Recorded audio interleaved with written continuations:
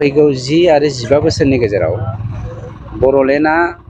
बर'लेण्डनि मानसिफ्रा साफ्रोमबो गावनि गाव आथिङाव गसंथानो हानायजों लोगोसे बर'लेण्डखौ कमप्लिटलि मोथांखोर खालामनो हानायनि बेबस्थाखौ जोंनि सरकारा लादों। मोथांखोर खालामनायनि थांखिजों आरो बर'लेण्डनि साफ्रोमबो सुबुङानो, मोनफ्रोमबो जातिनि साफ्रोमबो सुबुङानो गावनि गाव आथिङाव गसंना थानो हानायनि मिजिंजों जोंनि बर'लेण्ड सरकारा मानाव गेदेर प्रमद बर' बिथांनि दैदेननायाव बड'फा लाइभलिहुड मिशननि गेजेरजों अगरु क्लाब दाना होनानै साफ्रोमबो बेनिफिसियारिनो जोङो 70 दाल अगर दंफां गायनो होनायनि जों हाबाफारि लादों।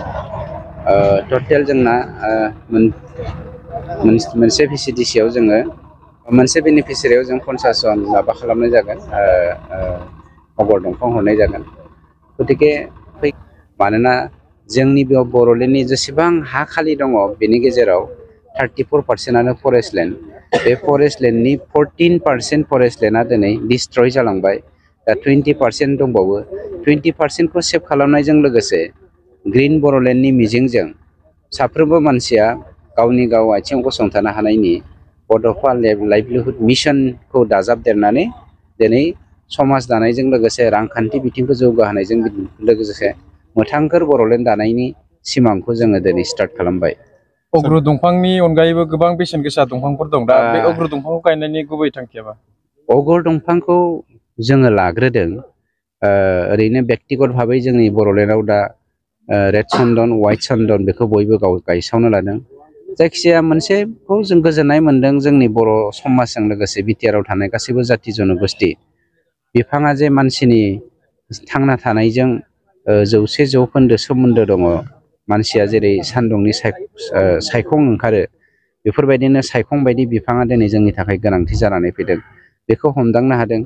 गतिके अगर दंफांखौ जोङो बांसिन गुरुत्त' होग्रोदों। बेनो फार्स्ट प्रिफारेन्स होग्रोनायनि जाहोना जादों फांसे अगर दंफांनि गेजेरजों जुदि जोङो जोथोन लायोबा, गावनि फिसाफोरखौ जोथोन लानायफोरबायदि दाव खालामोब्ला, होमब्ला 10 निफ्राय 15 बोसोरनि गेजेराव फांसे अगर दंफाङा प्राय 1 लाखसो थाखा इनकाम खालामनो हायो, जायखौ जोङो गय गायोब्लाबो बेखिनिखौ 10-15 बोसोरनि गेजेराव मोननो हाया।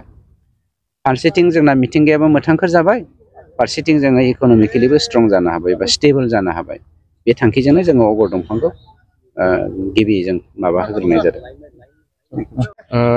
जे मिशन, गिबियावनो बे मिशनखौ बाख्नायग्रोनांगोन जे बड'फा लाइभलिहुड मिशननि गेजेरजों मानसिफोरनो माने बिफां हरनानै माने मानसिफोरनि जेनाखि इक'नमि, बे इक'नमिखौ जौगाखांहोनो थाखाय नाजानाय जादों। दा मोनफ्रोमबो समस्थियाव मोनसे मोनसे अग्रु क्लाब दानानै होनाय जादों। दा थिग बेबायदिनो जोंनावबो थांनाय फेब्रुवारिनि 13 तारिखआव दानाय जाबाय। बेनि उनाव जोंनाव दा स्टकआव नार्सारियाव, जोंनि नार्सारियाव दा फुलियाबो दंफैसै। दा फुलिखौ हरनाया दिनै जागायबाय आरो। दा जोङो मोनसे VCDCआव 50 जन करि फार्मार एबा बेनिफिसियारि सेलेक्ट खालामनाय जादों। दा बिथांमोननो 70 दाल करि जोङो फुलि हरगोन आरो 75 दाल हरनांगौ। दा माखासे फुलिया नस्थ' जादों, बे हिसाबै जों 70 दाल करि बयनोबो जाहाथे हरनो हायो, जों दा 70 दाल हरग्रोनानै जों दा जागायदों आरो। गोदोनि समावहाय नैबे अग्रु दंफांखौ माखासे मानसिफ्रा गायनो माना खालामोमोन, नाथाय दा दिनैनि बेलायावहाय जों फार्स्ट टाइम नुनो मोनबाय। दा अग्रु दंफांखौ गायनानैहाय माबायदि बेनिफिट जागोन होननानै नोंथाङा सानो?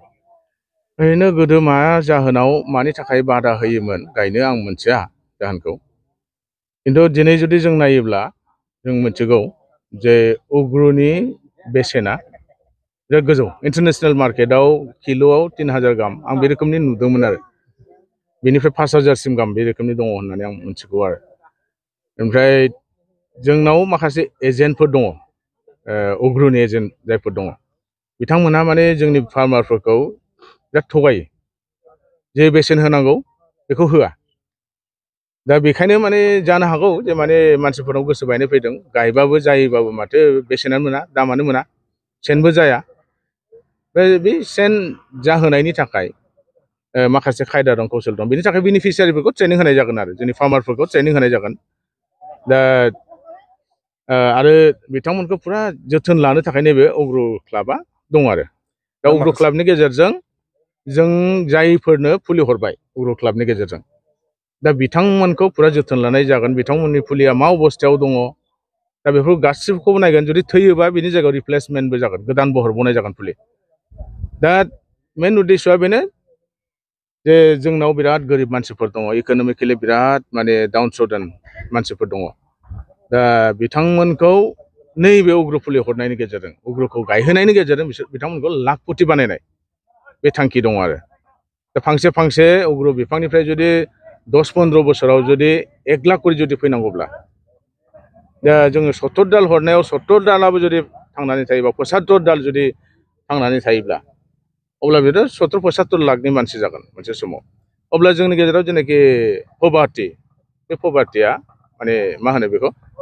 बिपिएलनि मानसिफ्रा दिनै माने एपिएलआव थांजोबगोन आरो लाखपति जाहैजोबगोन आरो दा थांखिया बे आरो बेजों लोगोसे ग्रिन मोनसे बिटिआर खालामनाय जोंनि बड'लेण्डखौ ग्रिन खालामनाय आरो बे दंफांखौहाय जों नुनो मोनो दि माखासे गामिफ्रावहाय एसे देरहांब्लानो फलंनानै बा मोनसे मुलि सोनानै दोनो दा थारैनो बे मुलि सोनाया माबायदि खामानियाव होथावथाव ओरैनो आंबो बेनि सायाव ट्रेनिं मोनाखै अब्लाबो आं मिथिगौ जे माने बे रोखोमनि गेजेरजों माखासे माबाया जायो आरो जोंनि हायाव एसे बै सेना बारा फैया होनदों आरो बै माबाया जे जिनिसा अग्रुआव जाय जिनिसखौ नांगौ अग्रु बिफांनिफ्राय जाय जिनिसखौ दिहुननाय जायो बे जिनिसा माने जोंनि हायाव बारा जाया होनदों आरो माखासे जायगाफ्राव जायो दा बेखायनो बे रोखोमनि फलंनानै बिसोरो बै सेन होनना बुंबाय आरोखि बेखौ जाहोयो होनदों आरो बेखौ जाहोयो होननानै आं मिथिगौ आरो